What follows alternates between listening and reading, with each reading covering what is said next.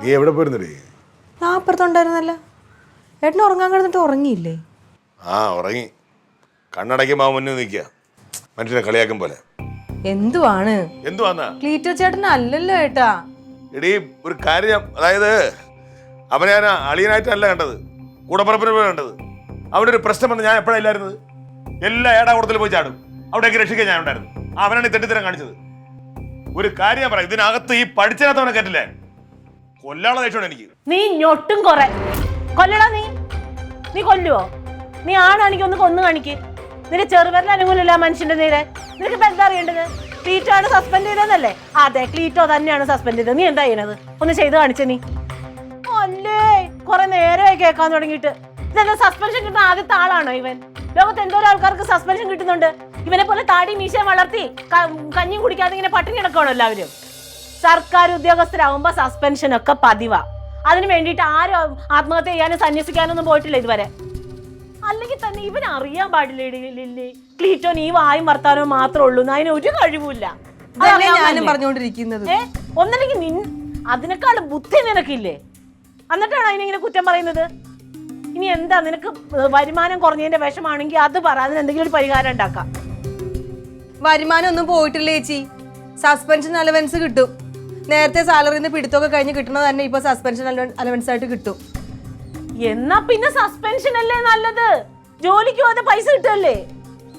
അത് പക്ഷേ ഏട്ടനും ജോലിക്കൊന്നും വേറെ ജോലിക്കൊന്നും പോകണില്ല എന്ന് പറഞ്ഞിട്ട് എന്തോ ഒരു സർട്ടിഫിക്കറ്റ് വേണ്ടേ ഗസറ്റഡ് ഓഫീസറുടെ? ഒരു സർട്ടിഫിക്കറ്റ് അല്ലേ ഉള്ളത്. ക്ലീറ്റോ വിചാരിച്ചാ നടക്കൂലേ? ആഹാ, അപ്പൊ നിനക്കറിയാം ആ മനുഷ്യൻ വിചാരിച്ച ഒന്നും നടക്കൂല. എന്നിട്ടാണ് ആ മനുഷ്യനെ മുഖത്തോട്ട് കുതിര കയറുന്നത്. കേരളത്തിലല്ലോ, കേന്ദ്രത്തിൽ പിന്നെ ഡൽഹിയിൽ അങ്ങോട്ട് മുത്തപ്പനല്ലേ ഇരിക്കുന്നത്. ചെല്ലുമ്പോഴത്തേന് ആഗ്രഹം സാധിച്ചു കൊടുക്കാനായിട്ട്. ഇവനെന്തെങ്കിലും കഴിച്ചോടി? കഴിച്ചിട്ടില്ലേ? നിന്റെ അണ്ണാക്കിലുണ്ടെങ്കിൽ കയറിയിരിപ്പുണ്ടോ? അതാ വേണ്ടാത്തത്. ചോറ് വിളമ്പിക്കൊണ്ടുവന്നേടി. ഇവൻ കഴിക്കുമല്ലോ എന്ന് എനിക്കൊന്നും അറിയണമല്ലോ. എടുത്തോണ്ട് വരട്ടെ? നീ പോണ്ട, ഞാൻ പോകാം. ഇവനെന്താ വായിക്കാത്തിരിക്കണേന്ന് എനിക്കൊന്നും അറിയണം. ഇതാരാണ് ഉണ്ണിയാർച്ചേ?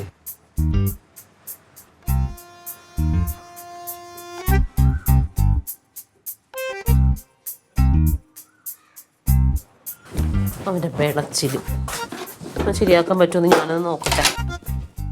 ചേച്ചി കലക്കി. ഈ പേടിച്ചിരുന്ന ചേച്ചിക്ക് എവിടെ നിന്ന് കിട്ടി ഇത്ര ധൈര്യം? എടി ക്ലീറ്റോനെ കൊല്ലൂന്ന് പറഞ്ഞാൽ പിന്നെ ആർക്കെങ്കിലും കേട്ടിരിക്കാൻ പറ്റുമോ? കൊല്ലൊന്നുമില്ല ചേച്ചി, ആ പറഞ്ഞ ഒഴുക്കിൽ അങ്ങ് പറഞ്ഞതേ ഉള്ളൂ. അതെ, പറഞ്ഞ ഒഴുക്കിൽ പറയണതായിരിക്കും. പക്ഷെ അത് കേട്ടിരിക്കാൻ എനിക്ക് പറ്റില്ല. ആ പാവത്തിന് എന്റെ കെട്ടിയോനല്ലേ. ചേച്ചി അങ്ങോട്ട് ദേഷ്യപ്പെട്ടപ്പോൾ ആള് പൂച്ചയായി പോയി. ആടി, ഞാൻ വിചാരിച്ചത് എനിക്ക് 2 കിട്ടൂന്നാ. എന്നാലും മിണ്ടില്ലാന്ന് ഓർത്ത് പറഞ്ഞതാ. പക്ഷെ മിണ്ടി കൊടുത്തില്ലല്ലോ. അയ്യോടി മോളെ, ഒരു കാര്യം മറന്നുപോയി പറയാൻ. എന്തോ? അത് ഈ ഒഴുക്കിൽ പറഞ്ഞാലേ ശരിയാവുള്ളൂ. വാ, കേൾപ്പിച്ചരാം.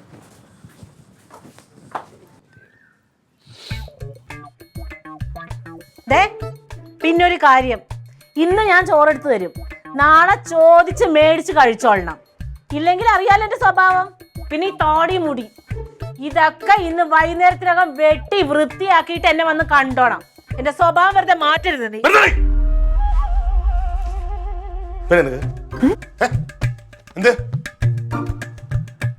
നീ ആരെ പരിചയപ്പെടടി? കഴിപ്പിക്കാനും കുളിപ്പിക്കാനും വന്നേക്കണ്. ഒരു കാര്യം ഞാൻ പറഞ്ഞേക്കാം, അതൊക്കെ താഴെ ചെയ്താൽ മതി. ഇനി ഇതും പറഞ്ഞെന്റെ അടുത്ത് വന്നാ മുട്ടേലും ചവിട്ടി ഓടിക്കും. അറിയാലോ? അറിയാലേ? എവിടെ പോണ? പുറത്തിറങ്ങി ഇറങ്ങിപ്പോയി.